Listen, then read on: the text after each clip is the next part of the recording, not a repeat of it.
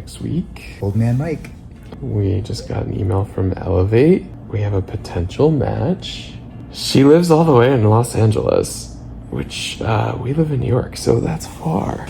But she matches with so many things that we wanted on our questionnaire. And we are about to meet with our first potential gestational carrier. I'm pretty nervous. I'm excited.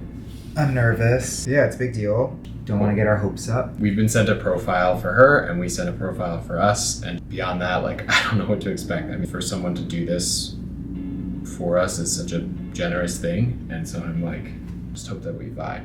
We talked to one of our friends, another gay couple that is going through this process with Elevate 2. And we asked them for some advice, and what they ended up saying was just like, be yourselves. Get to know her and have her get to know you guys. And they said that they knew really quickly after meeting their carrier. Really hoping that we are recording a video an hour from now, and it's like us being very happy that we have our match. So, I mean, who knows? Yeah, hopefully. Riley. She's not pleased. She's queen of the house. She knows something's brewing. You talk a lot. You can't talk this much. Let her talk too, you know? Put your legs down. Okay, this is our first reaction after our first meeting with our first only potential surrogate. We have not even debriefed yet. I like her. I like her a lot. But I think my OBGYN background kicked in a little bit. Yeah. What do you mean? It did. You were in, like, first of all, let me just say, you did a really good job the whole time. You got your point across well, and like you were also genuine and all of that. But you were upfront about being, you were upfront by saying you're not going to micromanage your pregnancy. But then you asked a lot of questions and talked a lot about your preferences for delivery. Yeah. That's different. I think delivery is scary. And I think as an OBGYN, I understand how scary it is. And that like anything can happen. I think that I just didn't want to make sure I came across like that I was going to be controlling in that setting. But I also want to be open and honest about like what I was concerned about. Do you think that I was being too harsh on it? No, I don't. I was kidding when I said that. I think that the doctor came out. The doctor was there. Was present. The doctor was in the room. The prospective parent was overtaken by the doctor. I just hope that on her end she. Do you think I was too hard? No, that's not what I'm saying. Dr. Del Blasio showed up. That's what I'm saying. Okay. I'm an OBGYN. All right, wait, can we just talk about, like, did you like her? Do you like her? I loved her. I thought she was great. I thought she was you like very down to earth. Mushy. Obviously, she's like in it for the right reasons. That she wants to have the joy of giving the gift of a child to, particularly a gay couple, but another couple, and also just like her approach, like when it comes to our relationship with her, which is going to be very organic, and like we both agreed that we wanted like an organic relationship. I think that she seemed really sweet. I like really liked how she kind of told us her life story and like how she got from A to B, like where she is now.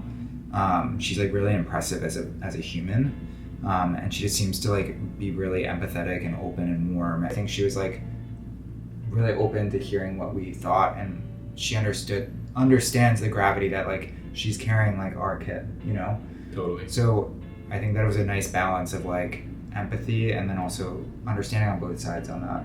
And I feel like we were pretty aligned on everything. I think the reason I liked her so much actually was because she has the perfect support system in place for this process. She was brought into it because of a friend that had done it before. She has a friend who's currently caring for another couple, so she'll have a partner in that. In addition to her husband, who's very supportive, her kids, who she wants to be involved in, like knowing us and knowing the baby. Yeah. And on the Elevate side, we have Cade and Chrissy, who are both former surrogates. Yeah, that was former carriers that like know all these questions, know everything that can come up, and have been through it themselves. And honestly, like that guidance through that conversation. We went into that conversation I was like very nervous, and Cade like just managed it so well. Like the Elevate team really knows what they're doing. I think that could have been 1,000 times more awkward, and honestly, like, could have ruined what could be a really great match if we didn't have Cade and Chrissy there to like navigate this.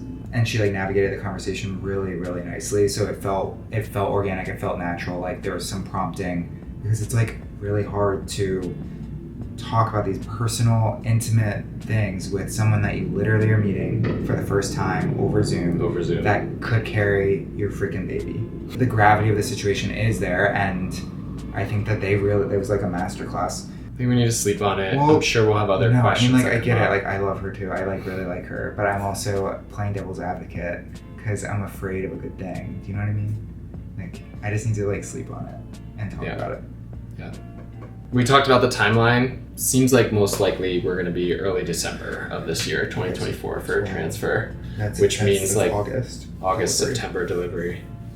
Did you have more to say? You should go pee. No, do you have more to say? I always have something to say.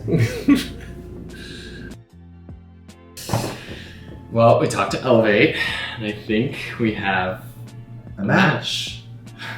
It's crazy. Like we met, we talked. We were very excited. Yeah, for sure. But I said that I just like want to sleep on it. It's a big decision.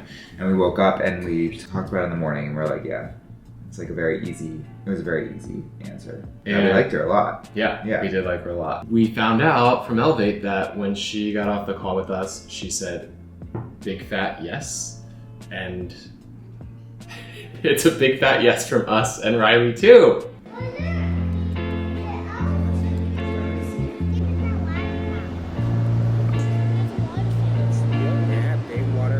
All right, Friday, September 26th. And our carrier is getting her medical screening in San Francisco. And what are they testing her for? Like basic lab work. They're gonna check to see what her uterine cavity looks like. Kind of just like a general checkup to make sure that everything looks great before you would transfer an embryo. Exciting. And we should hear in like a week how this goes. Yeah.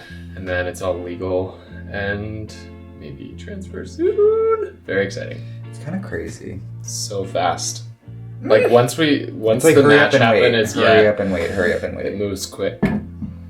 We just had our joint psych consultation with our carrier, and this time we also met her husband. You were able to express our collective gratitude for the gift that they're giving us and acknowledging sacrifice and risk and burden that they're taking on, and I think it was very heartfelt. Our carrier's husband, he just kept saying like, we want to help you, and they have 2 kids of their own. He was talking about like basically gifting us that beautiful experience that they've had with their kids. We are going to be forever indebted to her. I think that like I have a unique perspective, and by being like an OBGYN and just like helping other women, it's a crazy thing that a human body can do, and it's risky. I think it's just an amazing gift.